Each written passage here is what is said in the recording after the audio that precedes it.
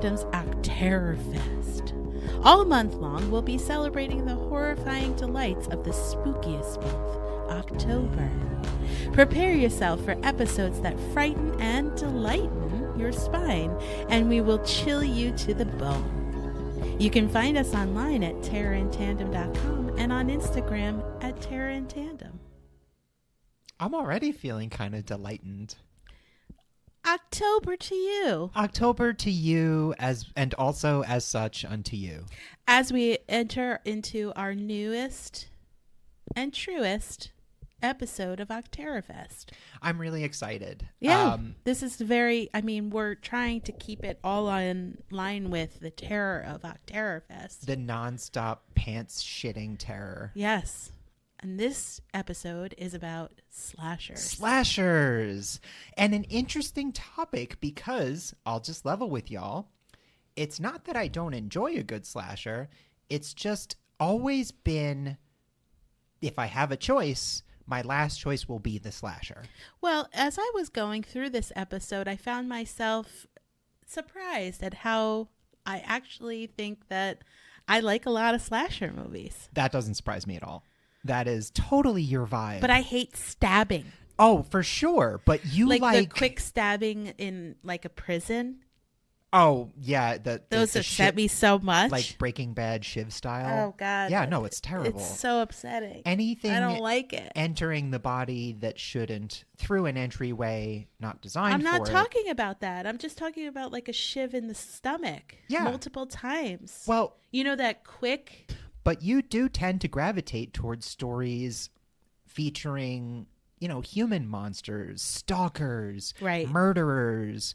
It's no surprise to me at all that slasher is your favorite genre, whereas even though I don't have a personal belief in such things, I tend to go for the supernatural stuff. Right. I really like the more fantastical horror elements of ghosts and spirits and possessions and demons and all that stuff. But like so many of these episodes that we've done in researching this and rewatching a few things and doing a little bit of study, I've come to a greater appreciation of the slasher. And I'm no longer, I think, as dismissive as I was.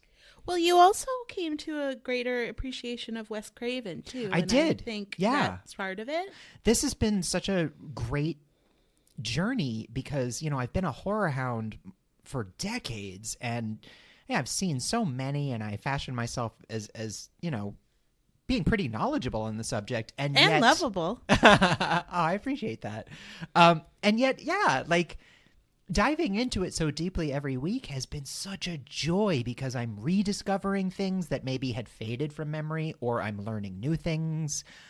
I mean, it's lovely. Nice. Well, And that's what you want out of a horror podcast, is someone describing their lovely experiences. Yeah, exactly. I love a murder, bloody, just a joyful situation. Bucket of gore. Of fictition. So yeah, today we're going to be talking about the slasher genre, which is, I feel like that's a term that's pretty much entered the public consciousness. Like everybody kind of has an idea of what a slasher movie is, but there are some boundaries, rules, tropes, and things that, if not define a slasher movie, definitely help you to understand that, oh, this I think is a slasher movie. Yeah, I'm going to tell you about the sort of elements that are and need to be present in order to consider it a slasher. Do it.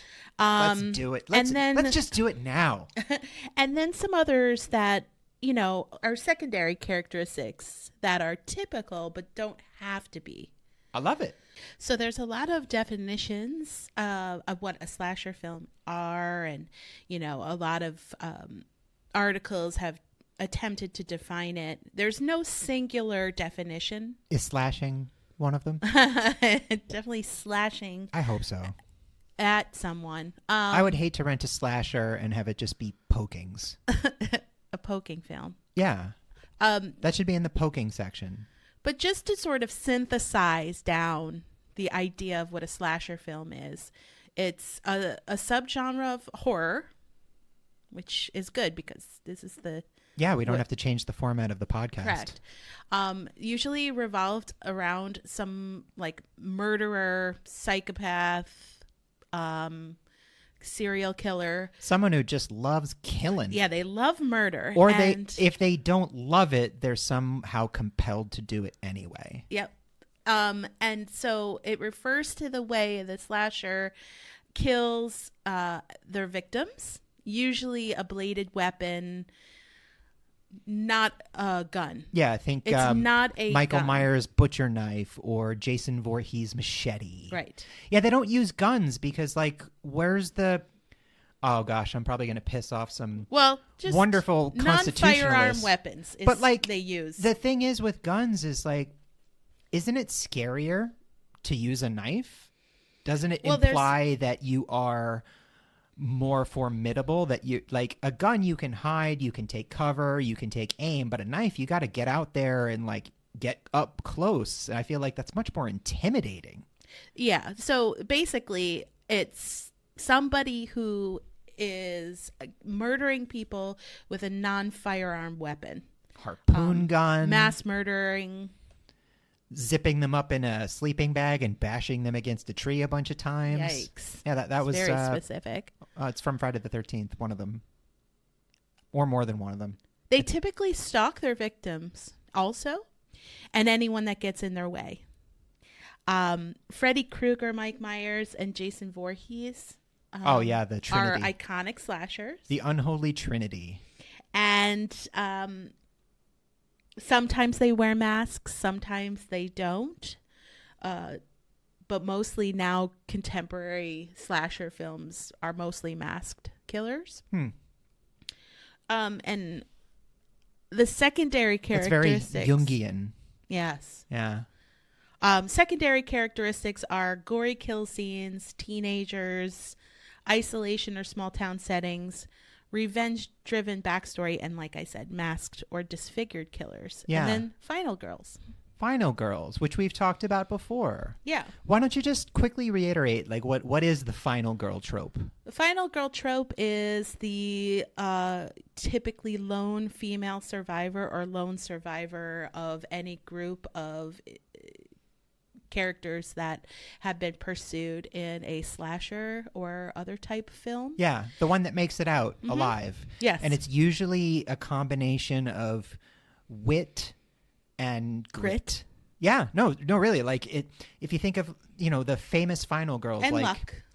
Ellen Ripley from the Alien franchise or Laurie Strode from Halloween, these are women who use their cleverness, their wiles against a much, much more formidable enemy, and also by the end of the movie had suffered greatly. I mean, they'd been put through the ringer. The final girls don't usually get to the end of the movie, without having a pretty tough time of things. Yeah, I think we'll probably do an examination of that, and sometimes I'd love to. They emerge anew. True. I mean, some of the more interesting, especially slashers that then go on to spawn a legacy of films, might examine the trauma done to the final girl from a previous film. Yeah, one of my favorite films that I'm going to bring up later has a little bit of an interesting twist on the final girl. Well, we're definitely seeing that now in the new Halloween trilogy of picking up with Laurie Strode 35, 40 years later, and, a lifetime of PTSD and trauma that has been the result of what happened in the first movie. Right. Yeah. I think that's it's a logical place to take the story, but it's a trend I've been seeing more and more, and I'm very interested. It kind of gets back to like the old comic book argument of like, if you lived in the Marvel universe, why would you live in Manhattan? Right. It's like every 3 or fucking Metropolis. seconds. Yeah, well, like every 3 seconds, some blue alien is blasting through your office building, and you're just supposed to be like, yeah, New York, greatest city on earth. Don't park your car here. You can get good pizza because the water's different. So where did the first slasher emerge? Oh, I love that question. Again, similar to defining, coming up with a universal definition of a slasher. I would say similarly with figuring out what the first slasher film was is a little bit of a it's hard to do. Open to interpretation. Yeah. No, I mean, horror is in a lot of ways it's similar to poetry in that there are universal explanations for things. Poems mean certain things. There are author intents, but they're so often up to viewer or reader interpretation. Mm-hmm. And the thing I really like about horror subgenres is they bleed into each other so regularly. And it's no pun intended. It's really impossible and honestly pointless to try and subdivide them to a point where they're each in their own distinct category. So a slasher can be many things at once, but we tend to think of them as like primarily being a slasher and then also something else. I think the best way to get started with that is to go back a little bit before slashers into the genre that came and sort of evolved into the slasher. The giallo. The giallo. Hey. So giallo, for those of you don't know, is a stylish and violent crime thriller hailing from Italy. And it literally is the Italian word for yellow. Yes. And so it has lots of gore, lots of, insane visuals.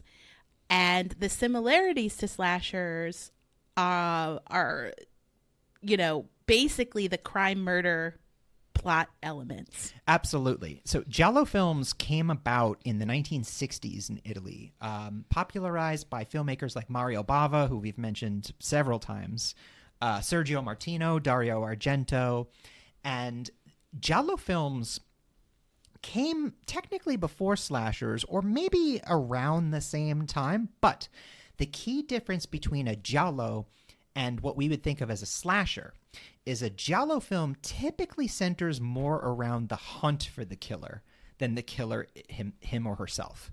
So you'll see the killer, you'll see the murders, you'll see maybe the point of view, but there's a lot more emphasis placed on the mystery, the pursuit, the carabinieri, the investigators, the plot behind it, the motives. Whereas a slasher film is much more focused on the kill, the tableau, the violence of the murder. It focuses more on the murderer and the hunt as opposed to like an investigation.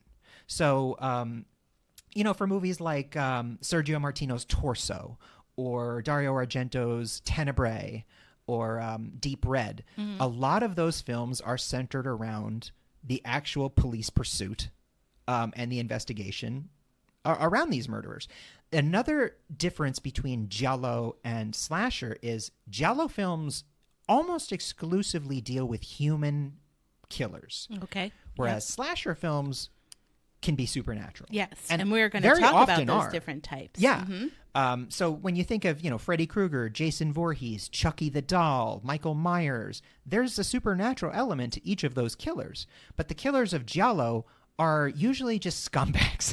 But definitely giallo informed slasher. 100%. And slasher, I would say that it is definitely something that I would say that, they need to keep the audience interested. And whether it does that or not, guess it's not so much whether it's a good movie or a bad movie, but whether it's an effective slasher film or not. Yeah, well, the elements that go into making an effective giallo are slightly different to what goes into making an effective slasher. Right. So to make an effective giallo, you really need to set a scene, a cast of characters. It's a little bit of a longer form story. It might take place over a longer period of time because there's an investigation that takes place. Mysteries need to be uncovered. There's more of a mystery element to it. And it almost always boils down to a real human person doing these murders. But the giallo, wouldn't you say that a giallo film is a giallo because of the elements that make up, especially the yellow? Certainly. It's a giallo film regardless of whether it's good, bad, or ineffective or effective. Well, I Like would it argue fits into a category. I would argue any genre, it's irrespective of the quality of the film. If it fits into a genre, you can make a piece of shit action movie. It's still an action movie. I guess what I'm getting at is like there are some slasher films, or some people think certain films are slasher films, but others don't. Sure, Because, it's always open to interpretation, and there's a lot of. but does that happen with Giallo films too, where people are like, I think this is Giallo, and other people are like, no? Well, I think it's a little easier with Giallo because it's also distinctly Italian. Yeah. So, films coming out of Italy tend to be categorized more as Giallo. But another key element in the difference between Giallo and slasher, especially American slasher, is sexual attitude. So Giallo films are much more, they're much more sensual usually. And what I mean by that is sex is not typically treated as a morality tale in a Giallo film. It might be a plot point of jealousy or a motive for, a murder like infidelity or something like that. But it's very rarely treated like it is in a slasher film from the American 80s, especially when we're getting into like the middle Friday the 13th during the Reagan years. You start to see those killings almost acting like old folk tales, where the killer's murdering people who have sex and do drugs and party and don't listen to their parents. These movies come out of the swinging 60s and the 70s of Italy, which had a very different sexual attitude. These are very sensual movies. They're very sexy, some of them more than others. Some of them borderline on what you might call sleaze. They're trashy. And then, American slasher films, it's really much more used as like a sin. That, if you dare to have sex, then, if Jason, throws a machete through your face, you had it coming because you did have sex. Right. So with that, I think we can get into some like early slasher entries, what we think of as being the beginnings of the slasher genre. Yeah. So here's like a bit of a left up for interpretation. First slasher label is often given to Halloween, 1978's Halloween. But it's technically Black Christmas. Oh, yeah. From 1974. I'll argue that for days. And then the additional controversy is Texas Chainsaw Massacre came out in theaters 10 days before Black Christmas. And there is an active debate as to whether Texas Chainsaw Massacre is a slasher or not. Most people say that it's not a true slasher. I'm one of those people. So although Black Christmas does get the first slasher. And it should. Award. Texas Chainsaw has elements, certainly. I just think it fits more neatly into that subgenre of like family, like hillbilly nightmare family genre. It's sort of Cannibal, like though Texas Chainsaw Massacre, House of Horrors. The victims come to them.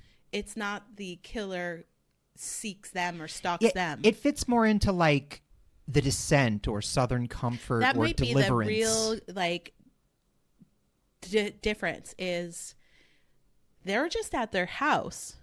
They're not chasing people. Well, or then stalking people. Then you think of Friday the 13th that people are constantly encroaching upon Jason's stomping grounds at Camp Crystal Lake. He's not leaving Camp Crystal Lake, but they go except there. Except he does go to Manhattan. Yeah, and space. He does go to fucking space. But they do go there knowing. Yeah. That this exists. That there isn't a sort of element of like fuck around and find out with a lot of slasher films. Oh, absolutely. Of like, yo, let's go to this place where a bunch of teens died and get drunk. Yeah. And, absolutely. So do you want to say anything on Black Christmas? Well, I'm going to definitely get into Black Christmas, but, we have a couple honorable mentions. I compare this to like the relationship between Velvet Underground and Sex Pistols, right? So the movie Psycho, 1960 by Alfred Hitchcock, based on the novel by Robert Bloch. I mean, we all know Psycho, right? It's not typically a slasher movie. It has a very low body count.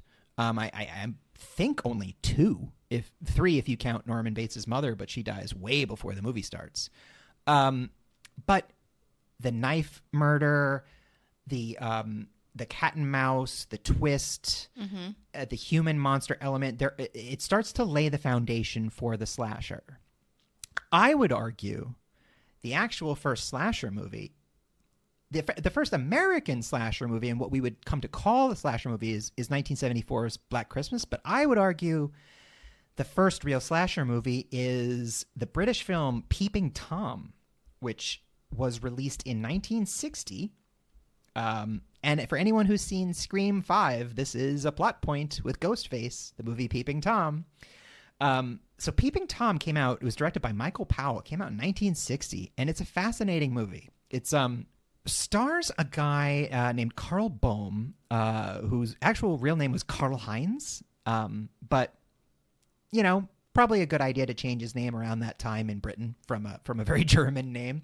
So Carl Bohm plays he plays this handsome photographer, and he really looks like the kind of man a lot of us white people are taught to trust. He's an Aryan-looking, handsome, well-dressed, polite white guy in a suit. I don't trust those people anymore, no, but I don't trust those people either, because those people are the ones that can do the most damage to you. But what I mean to say is, especially for the time unassuming period, yes, normal, and the kind of person that your parents would like leave you with. Yeah. Now he's a monster. His whole thing, in Peeping Tom, the main character's whole thing is he kills women, and he does it by switching the camera around so that he's capturing both what they're seeing in their final moments and their final moments. So it's a lot of it is shot in POV, in first person point of view. It's very intimate. It's not overly gory or anything like that, but it shows these women's final moments in such a way that is very close and uncomfortable. And audiences at the time did not react well to this film. Yeah, it sounds very disturbing. It is. It's quite a disturbing movie. And like violating. It is essentially about a man who smooth talks his way into women's apartments, makes them feel safe, and murders them. It's a terrifying movie. It's very Hitchcockian, and Carl Bohm's performance is excellent because he plays this character. He's so cold. And you said that's a UK? It is UK. It was banned in the UK. It was banned in many countries.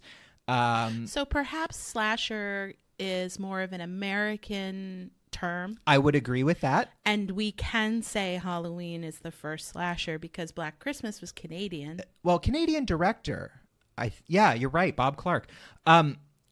So one last thing about Peeping Tom. I do recommend it. It's a very interesting movie. It might not be scary by modern sensibilities, but it's very well shot, and it does do a lot of things that you'll see in later movies, especially if you've ever seen either version of the film Maniac, first-person point of view.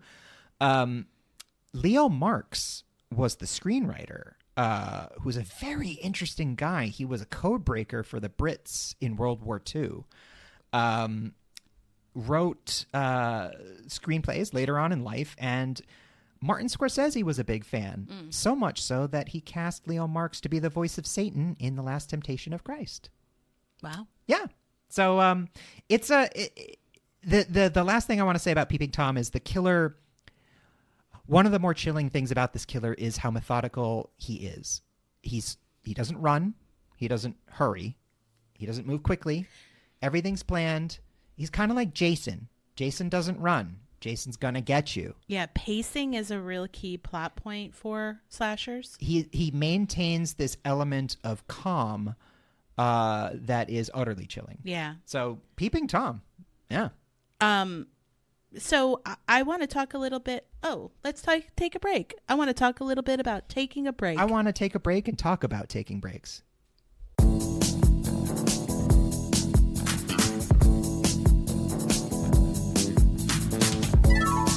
be my victim. I mean customer. Happy Halloween from your friends at Candyman's Candy Van, Chicago's only candy-themed food truck. From Cabrini Green to Lincoln Park, Candyman's Candy Van is just an ill-advised summoning away from delivering sweets to the sweet. Simply find yourself a reflective surface and say the magic word 5 times. Candyman's Candy Van will appear with all of your favorite holiday treats and a whole bunch of bees. Remember to always bring a friend, as it's a near certainty Candyman will kill at least one of you. But yum yum, is it worth it? Remember to tell everyone about Candyman's Candy Van. No, seriously, spread the word, or we'll slaughter your whole neighborhood to keep his legend alive. I'm being serious. Happy Halloween! The candy, I assure you, will be exquisite. This is a fake ad for a fake product on a horror-themed podcast. Candy should be enjoyed without fear of systemic racial trauma or bees eating your eyeballs. Welcome back from break. Okay. So I want to jump into some types of slashers. Types Cool. of slashers. Types Not- of killers? Yes. Nice. In slashers. Yeah. So, feel free to elaborate on these films. I if do you- feel if free. you want to. So we have like the self-aware killer. Like the Scream and New Nightmares are The- good examples of the that. person who knows what they're doing, why Yes. they're doing it. It's a purpose-driven. Yeah. They're not doing it, They're not delusional seemingly or- yeah. nonsensically. They have premotivation. Yeah, like Premeditation. Ghostface wants to be famous. Yes, and it's also self-aware within the film itself. So Scream is very self-aware. We're making a horror movie. We're talking about horror movies within a movie. It's like, Yeah. a film within a film almost. For sure. And then New Nightmares is so self-aware as a film itself Yeah. that it becomes its own entity. What an interesting movie that is. We have The Avenger, or the Revenge Seeker, with Pamela Voorhees in the first Friday the 13th. And The Fisherman from I Know What You Did Last Summer. And Or I Still Jason Know What Voorhees You from Did every other Last one. Summer. Yes, correct. He's like avenging his dead mom. Yes. The evil entity. So, something that's evil that can't really be understood or explained, or that can be, but it's not like a human necessarily. Hellraiser is a good example. Pennywise from It. Mm-hmm. Michael Myers. Yes. I mean, it's they kind of go into it a little bit in some of the later sequels, but the fact that he seems to be unkillable is not really explained. Yeah. These like little beings, small, gremlins, ghoulies, leprechaun. A leprechaun. So shit. a little bit of these the tiny great Warwick Chucky. Davis. Oh yeah, man. Chucky movies are absolutely toy. slasher films. Yeah. The Toy with Richard Pryor and Jackie Gleason? That's not a slasher. No. Isn't there one with like a toy that goes crazy? Demonic Toys? Maybe Puppet not. Master? Sure. Yeah. Yeah, exactly. I mean, that's totally a slasher movie. Oh yeah, I know. Yeah. I would say that Ghostface and Chucky are sort of the last slashers that Well, have made it big. Chucky started as what was his name? Charles Lee Ray was the serial killer that Brad Dourif, and then he dies and transfers his spirit into the doll. So Right. he starts off as like a human serial killer. But like we don't have any new masked slasher. You think Ghostface was the last like major entry into the pantheon? Yeah. Yeah. I mean, if you can think of one that has come You know, after that has it's still around, that's Not not, as like well- a one-off or like an attempt. Like The Conjuring has definitely attempted. The Nun, those types of movies have attempted, but nothing has stuck. Well, there's the new Hellraiser that just came out that introduces some new Cenobites. But that's still Um, the same from previous iterations. It's not new.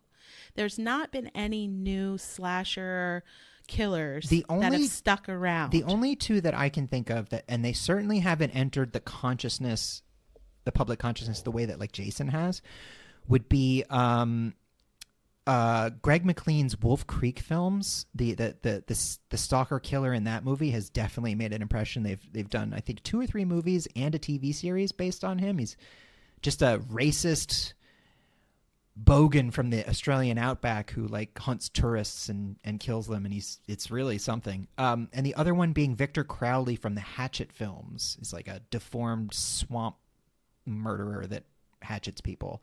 Those are 2. And then there's sort of like the clown entry, like Terrifier, which is getting a sequel, Art the Clown. Yeah, but didn't they predate? I'm just not sure. I get what you're saying, that these are new slashers that have, like Jeepers Creepers, maybe, or that's maybe more like a monster. But I'm not agree with saying you. that I The agree with you. Conjuring and The Nun and all those are slasher movies. I'm just saying I see that they're trying to emerge these sequels, or spin-offs. Spin-offs. Everyone wants the next big thing, but there isn't. I would say if you were like, who's the most famous slasher that you can think of, it would probably be Ghostface, or it could be Chucky, or it could be Mike Myers. It's been a good 30 years, or Freddy Krueger, since a new. Yeah, we haven't had. I agree. A new somebody to take the mantle, a new slasher. Yeah, I feel like for a while it was going to be Slenderman, and then those real life murders happened, and that sort of killed the enthusiasm for that. Oh, killed it. We also have the Strange Creature, Alien, The Thing, those creatures that end up. Oh yeah, like Under the Skin is another one. Yeah, the sort of shape shifting. Mm-hmm. Yeah, picking people off one by one falls into the another thing of the slasher genre is like slowly eroding someone's sense of support and safety by like killing off the group one by one, leaving the bodies to be found to psychologically fuck with the survivors, to keep people off edge. Like, that's the thing about a lot of these slasher killers. I'm convinced they were theater kids. Right. Jason is such a musicals fan. Like, the way he leaves things to be like bodies to be found all like done up and, you know, hanging a certain way. Like, he just really likes the attention. Well, you have also messy bitch, like the supernatural stalker with Freddy Krueger and Candyman and Jason. Yeah. And then also that seems to be like a big American addition to the slasher film, is like, no, we got to up the ante and make them like demons too. Yeah. Well, and then the masks, the masked killer. Yeah. The mask aspect with, you know, Mike Myers and The Strangers and Ghostface. The Purge. Yeah. They're all wearing those masks. Absolutely. In the Saw movies, they wear those pig heads that are super, super gross looking and scary. Would you consider No. Saw slasher? No, I wouldn't either. I wouldn't. Because that's not a kind of movie I would watch. No, but I just I was just going off on a tangent about masks. Oh, yeah. Well, we have, for those of you who want to go off on a tangent with masks, check out our masks episode. It's free wherever you get your podcasts. Commercial within a commercial. Oh my God, we're turning into our own horror. It's a plugging Ouroboros. Why are you putting that knife out? Where did you get that mask? Why are you walking so close to me? What are we doing next? I want to just talk about my favorite slasher movies. Do it. It was hard for me to narrow it down to 3, which is why I feel like I definitely like slashers. You do? The first is 1986's The Hitcher. Rest in peace, Rutger Hauer. I love The Hitcher so much. Starring Rutger Hauer and C. Thomas Howell. Now, is that Soul Man's own C. Thomas Howell? He's done so much more since then and before then that I will just forget that. Sure. But we are talking about C. Thomas Howell from the movie Soul Man. No, from the movie Hitcher. Oh, of course. And so basically it's about C. Thomas Howell picks up a hitchhiker, Rutger Hauer, and finds out that he is a creep and a murderer, and he ends up stalking him. Rutger Hauer stalks C. Thomas Howell for the entirety of the movie, all the while murdering people and setting C. Thomas Howell up to take the fall for the murder. He's basically creating this story that C. Thomas Howell is the murderer.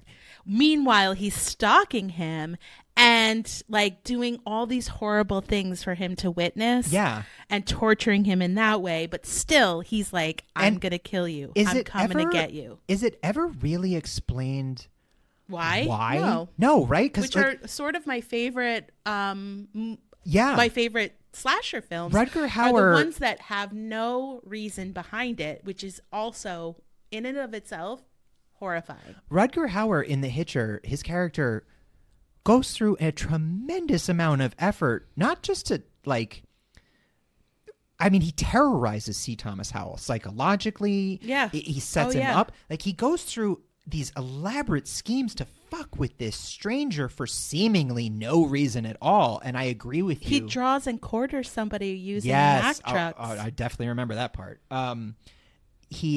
It's like The Strangers, where the That's my second one.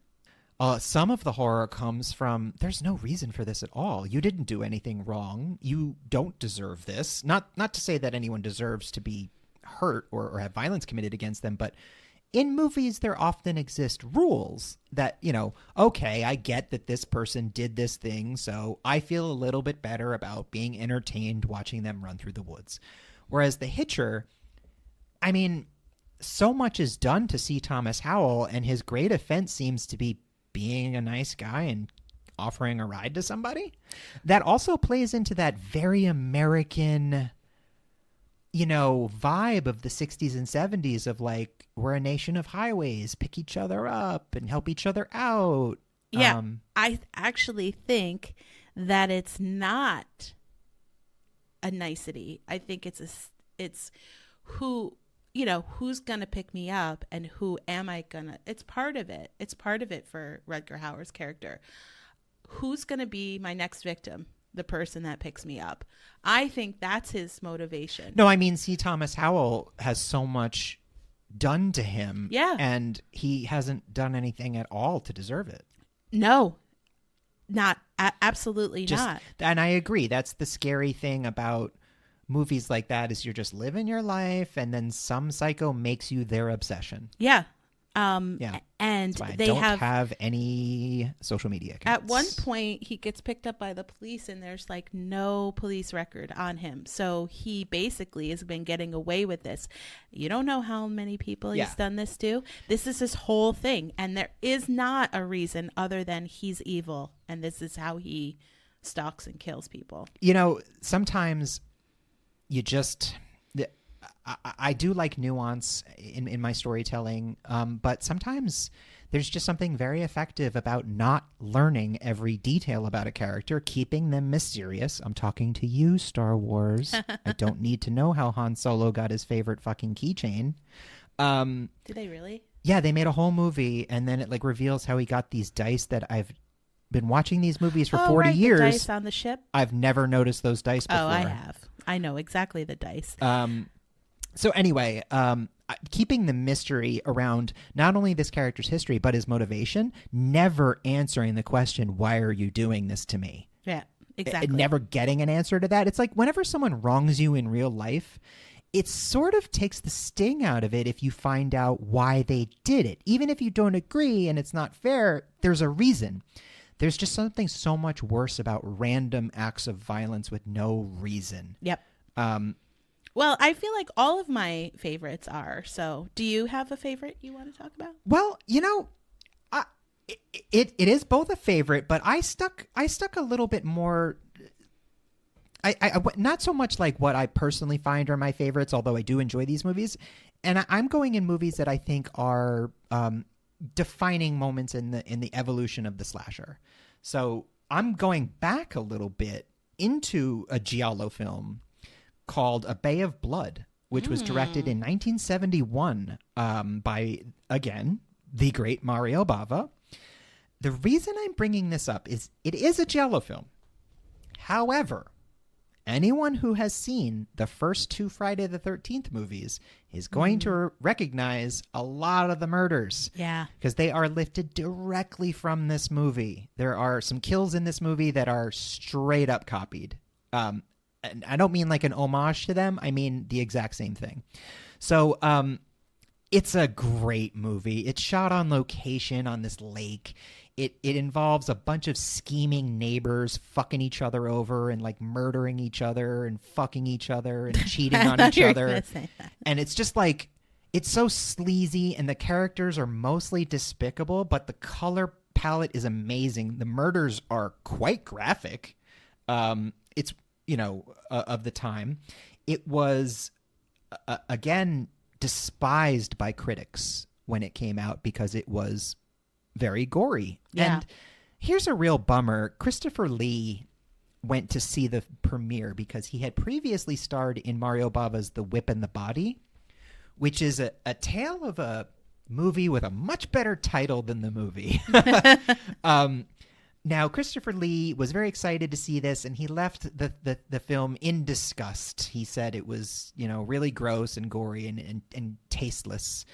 I would remind the great late Christopher Lee that The Whip and the Body was about a ghost that rapes a woman. Yikes. So, I don't know, maybe don't cast so many aspersions, but A Bay of Blood is definitely worth a watch because it's a very stylistic movie. It's a fun, sleazy, trashy watch. It's sort of a guilty pleasure, but if you've seen a slasher movie, you're going to recognize some of the things because they were literally invented. Yeah. And just a shout out to the alternate title of the movie. A Bay of Blood is a great movie title, but this movie was also known as Twitch of the Death Nerve, which, damn. When we do our Giallo episode, one of the things we're going to have to focus on is how rad the titles to Italian horror movies were in those times. They, had some amazing movie titles. But it has since, like a lot of movies that were hated by critics at the time, it has since become revisited and now is considered a classic. Yeah. It's a great movie. It's a real fun time. And it's just gory enough, but it's still from 1971, so it's not going to make you barf or anything. Right. So my next... It's also on Shudder. Sorry. My next is a 2003 film called High Tension. Oh, yes. Or Haute Tension. Haute Tension. It's French. It's a French slasher film. It also had a name, a different name called Switchblade Romance. Yes, which I love that name. Yeah, I mean, because he uses a switchblade in order to kill. It's like one of those old shaving switchblades. Yeah. Oh, yeah, like a straight razor. Uh-huh. Yeah. Yep. Those things always look so menacing in movies. They just really, the way they gleam, the way they catch the light. And it also seems like the slicing is so precise. They're very sharp. It takes a minute to bleed. Well, they're sharp enough that you can get a close shave. So when you cut somebody, there's that second before the blood comes out. Yeah. It's the fucking, and when you see one in 2022, it's a murder weapon. Right. Nobody shaves with that shit. So this is a French film, and it's about two best friends, Marie and Alex. They go to Alex's parents' house, sort of in the middle of nowhere, for the weekend to study. It's like a beautiful manor. Yeah. And in the middle of the night, a man comes to the door, and he's a serial killer who ends up killing both parents and kills the fuck out of them. Sends Marie and Alex on the run. Yeah. Essentially. Well, one of them is taken by him. And now this movie, I'm not going to give away. I'm glad, because it's a twisty one. But I will tell you that Marie, it's really from her perspective.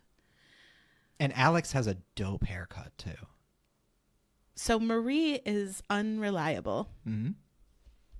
That's all I'm going to say about it. It is very violent. Or is it Marie with the short hair? Marie is the short hair. That's the one I'm thinking of. She has an amazing haircut. It's also got great cover art on the DVD. Yes. It's got a great poster. It was directed by Alexander Aja, who's one of my favorites. He went on to do the remake of The Hills Have Eyes. He did Crawl, the alligator movie that is now literally taking place in Florida. Yep. Boy, sorry, Florida. So it's really interesting as you watch what's happening in the movie, and then as you watch what happens at the end of the movie. It's so good. It is very bloody. Yeah. It's been sort of known as like one of the more violent, gratuitously violent slashers. It comes out of a period of time in French filmmaking in the 2000s that is now known as the New French Extreme. Yeah. So you have movies like Martyrs, Inside, Le Vide, Frontiers, and High Tension. This is not for newbies. No, it's intense. Yeah, this is definitely one of the extreme horror recommendations. Let me tell you, the spoiler, French know how to make a fucked up horror movie. It is really messed up, but the reason I like it so much is because I've never seen a movie like this before of this unreliability that I was very surprised at the ending. I had to really think on it also, because it's not just like, and he rips off his mask and it's the boyfriend all along. You have to revisit other parts of the movie. Yeah, you have to think about it and think about what it means and what you believe and what these you don't. New revelations might mean. What's real and what's imagined. Yeah. It's very good. It's very good. It's a very good movie. And, it's very scary. Yeah, good one. Thank you.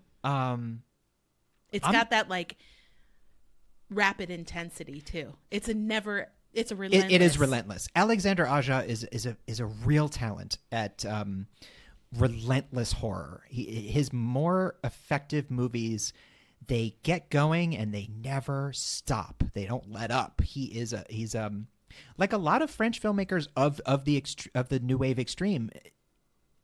He where the camera might, in another filmmaker's hands, where the camera might pan away to suggest what's happening, he'll just straight up show you what's happening. Yeah. And there's a place for that, certainly. I'm going to finish up mine with Black Christmas. Awesome. The OG. The Master, 1974. Black Christmas. Now, here's a fun fact. Directed by Bob Clark. Bob Clark, boy, what a career. What an incredible career that man had. He is known by horror hounds for directing Death Dream and for Black Christmas. He's known by 80s kids for directing Porky's with, maybe one of the more problematic glory hole scenes in movies, but still kind of funny. You've never seen Porky's? Yeah, but, And he is also probably most famous for directing that movie your parents love, A Christmas Story. Yes. Oh, wow. The man who invented the American slasher film also directed that movie your parents made you watch every goddamn year. So, Bob Clark. Nobody made me watch it. Oh, God, I had to watch that every year. I like every year. I like it. Sure. I mean, you know what? I'm sorry to poop all over A Christmas Story. I think it's fun and nostalgic. It is. I've seen it a billion times, and it's nostalgic from a time period that I'm not from and I was saturated with growing up. So I think it's just like a song you've heard too many times. It's legit a good movie, and Darren McGavin as the father is like one of the all-time oh my God, he's greats. Amazing. Yeah. Fragile.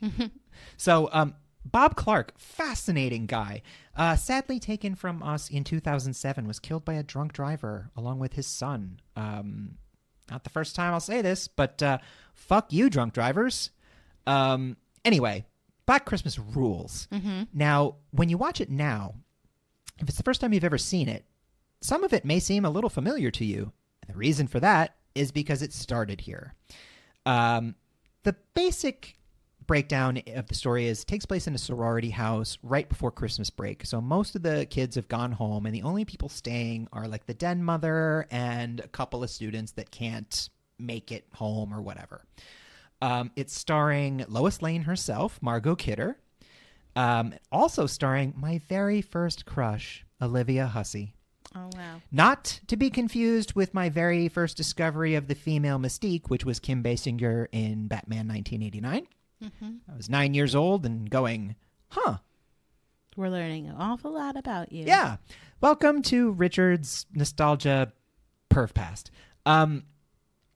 So Olivia Hussey, she's one of the sorority sisters. Basically what happens is there's a killer stalking these girls, and it establishes some of the tropes of the genre in that it's a human killer.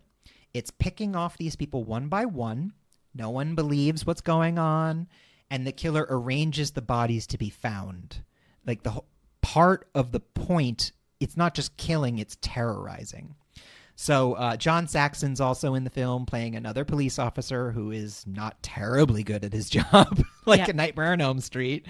But I think a lot of people probably know this, even if they haven't seen it, from the trope, the call is coming from inside the house. Yeah. So this is based on two things. There was a series of murders that took place in Montreal and Quebec. And there's also the urban legend of the babysitter alone at home getting calls from somebody saying, you'd better check on the children, that kind of shit. So the call is coming from inside the house was Olivia Hussey was getting these threatening phone calls from the killer. And she was working with the police to trace the call. Now, this being 1974, the scene where they're tracing the call takes place in like this giant analog server room with cables, and there's this guy running up and down the halls, and he's switching cables in and out, and he's going like, keep them on the phone, keep them on the phone. And the stuff this guy has to do, I mean, you could basically do on your phone now with like, I don't know, 2 taps of a button. Yeah. But he's running up and down a hallway, plugging things in, unplugging cords that look like guitar cords for amplifiers. And, you know, they've got to keep this killer on the phone. And then it's revealed the call's coming from inside the house. Yikes. Get out, get out, get out. So it's great. It's it really sets the tone for the next 50 years of slasher like films. where you're safe, you're not safe. Yeah. The home invasion. And it's got the whole, you know, co-eds, sorority house, but it's actually not like a trashy, like sleazy 80s style movie. It's you know, it's not that kind of movie. But the idea of, you know, these are young girls who are on a college campus that is largely deserted at this point. It's snowing, it's winter, they're being hunted, and the technology to catch this guy is so slow and antiquated. A lot of the tension comes from the fact that people are not well equipped to handle this sort of thing, and it's so shocking that it's taking place in this idyllic northeastern college campus. And people almost can't believe it's happening until it's way too late. Well, it's interesting. It's a good segue into my final favorite, which is The Strangers. Oh, shit. God, because this is a home invasion. I guess you can say invasion, even though it's not a violent invasion. It's a subtle. And that is one of the keys of this movie is it's actually, if you take out the murder part, and the horror part, I could imagine this movie could be a really wonderful marital challenge relationship drama film. Oh, that is the interesting thing about the movie is it starts off as an intimate slice of life into a couple that is having some trouble. Yeah, Liv played by Tyler Liv and Tyler and Scott Speedman. and also two very, very ugly people. starring Glenn Howerton also. Yeah, Glenn Howerton makes an appearance. He does make an appearance, and this is from like his early Sunny in Philadelphia days. So it's essentially this. Love Glenn Howerton. Couple, they go to a vacation house.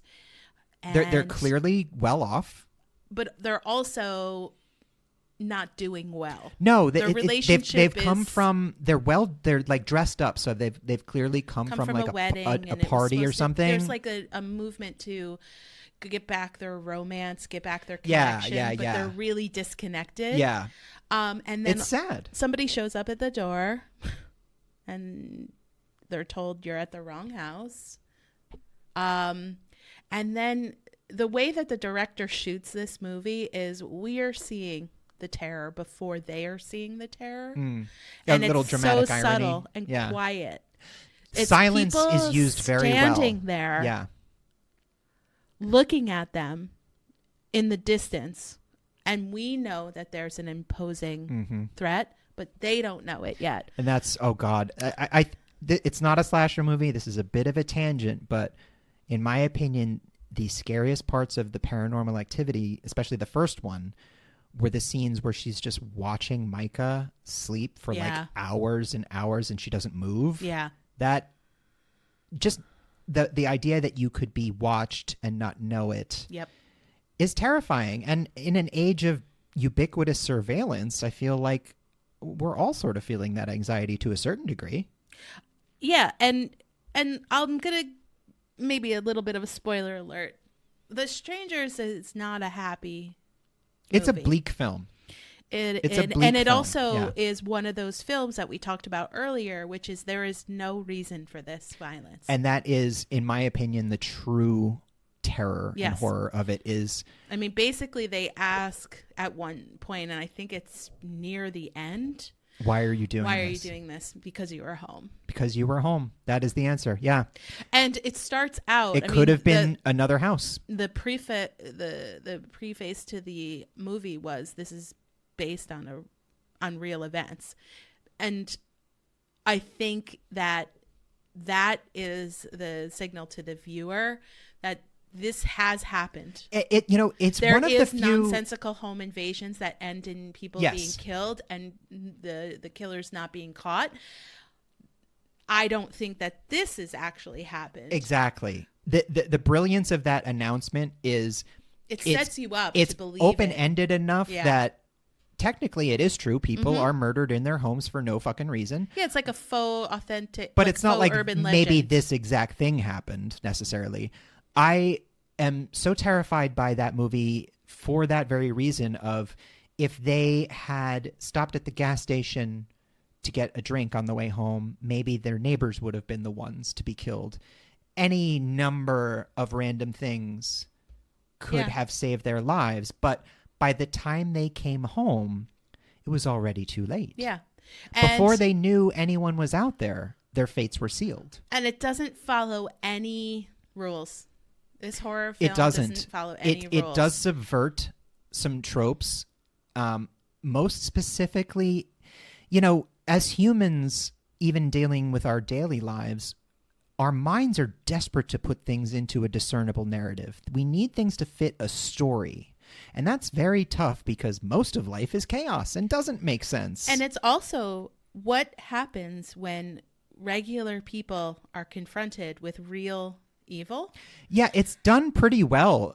The way that Scott Speedman and Liv Tyler's characters deal with it is they're not John Wick. No. They're just regular goddamn people, and they don't do a great job defending themselves because who of us would? Yeah. You're dealing with the shock and the trauma, and most of us, we go to work, we come home, we just do our best. We're not like survivalists. And when I say these are my favorite movies, they're the movies that horrify me the most. It's a horror podcast. Yeah, I think it's okay for us. It's okay for... It's not like I'm, these general are my disclaimer, comfort movies. We are two sick freaks that find enjoyment in the fictitious pain of fake people. Well, we already talked about why. And, yeah. Doesn't make us weird. But feel free to, share your own favorite slashers. Well, listen, before we wrap up, I want to spend a minute or two talking about why the slasher genre is so resilient. Because you look at horror in the long term, and there are cycles of popularity. Things come in and out of vogue. Certain kinds of movies, then it's a hit, and then there's 100 movies that are exactly like it. But slasher movies have stood the test of time. They've had peaks and wanes, peaks and valleys, but why? Peaks and Wanes. That sounds like a college band. Hey, we're Peaks and Wanes. Welcome to, Patty's Brew Pub. Pennyworths and Wanes. Pennyworths and Wanes. It's a mandolin and someone beating an empty bucket. No, why do we think the slasher subgenre has had such staying power? I've got an idea. Oh, I don't. Go for it. Well, I mean, I think people like to see what would happen to somebody who is... Well, what's more accessible? That you could be followed home at night and someone breaks into your door and follows you into your apartment and subdues you, or you open up a mysterious puzzle box and a bunch of flayed-skinned hell priests emerge and promise you suffering with chains. I mean, I think you would say the latter, but I'm going to say the former. No, I mean, I might prefer to watch a movie about the latter, but the former is certainly more plausible. And especially if you're a woman. Yes. Brief aside, watch She-Hulk.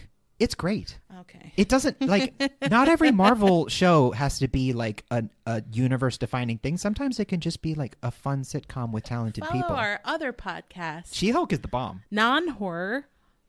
No, it's a really good representation of the way female rage is shown, the way it is accepted by others, and like the levels of acceptability of showing your displeasure at things that should displease you. Anyway, watch She-Hulk. It's great. So the slasher genre, by She-Hulk. The slasher genre, I agree with you. It has maintained its staying power because it is so believable. It's even empowering the ones too, especially from the survival aspect. It is an evil you can fight against. Yeah. Yes, that's the other thing is, how do you fight Freddy Krueger? You got to dig up his bones and consecrate them and bury them upside down in some weird cemetery, and then he comes back anyway. And you can't go to sleep. But you can blast a human monster. You can potentially survive that. It's sort of that I might win the lotto mentality of you're probably going to die, but if the person after you is a human and not a ghost with powers, you have a better shot. Right. And I think the very sad fact that violence continues to be perpetrated upon each other makes these stories never out of our minds. So it does give sort of a hope, a something to aspire to. It's a really great way to look at it that I hadn't considered. Yeah. It's it is empowering. Yeah, it is. Because if this comes to me, then I know that I can hide under a bed in this area and just keep super silent. That's something I always liked about what they did with Sidney Prescott's character in later Scream movies, how she is done fucking around. Yeah. When she's shooting him in the head, even though they stabbed him a bunch of times. She is done. She's finished playing the victim or taking it safe. It is empowering. And then there's the other element of this happens and it ain't going away. And if there's something to be afraid of, it's probably this. Yeah. And then Sidney Prescott becomes the ultimate victim for a slasher villain. That the ultimate desirable. I need to aspire to the ultimate victim. It's and the greatest. If I take her down, then I have won. Like the greatest samurai warrior. Yeah, everyone challenges them. I feel like that why the Scream franchise has continued on is because she's still I also gettable. think it's okay to move past. I know that there's been some controversy around whether she's appearing in the next Scream movie. And She's I think not. I think it's okay to move past Sidney Prescott. Well, they didn't pay her enough. Well, yeah, there's that. So, I mean, understandably. Hey, pay the woman that made the last 5 movies international hits. There's just a pro tip for you, studios. So, staying power of slashers, they doesn't seem like they're going away. And honestly, as the years go by and we get these sort of postmodern reinterpretations of a slasher, which kicked off with New Nightmare, went into Scream, and now we're getting Ready or Not or The Guest or Your Next. Yep. These sort of deconstructions of the slasher genre. And listen out there, directors and filmmakers and everyone else. we're happy to have a new masked slasher villain. I think we're all just waiting for that next iconic nightmare. Until then, enjoy this episode, and we'll see you next time. Spooky dreams.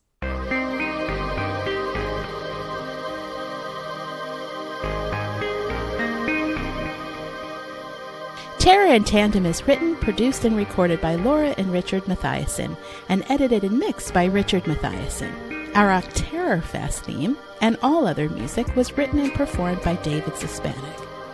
All opinions expressed on this podcast are our own and should be taken as such. Thanks for listening, and please remember to give us a like, a review, and subscribe wherever you get your podcasts. If you do, we promise not to haunt you.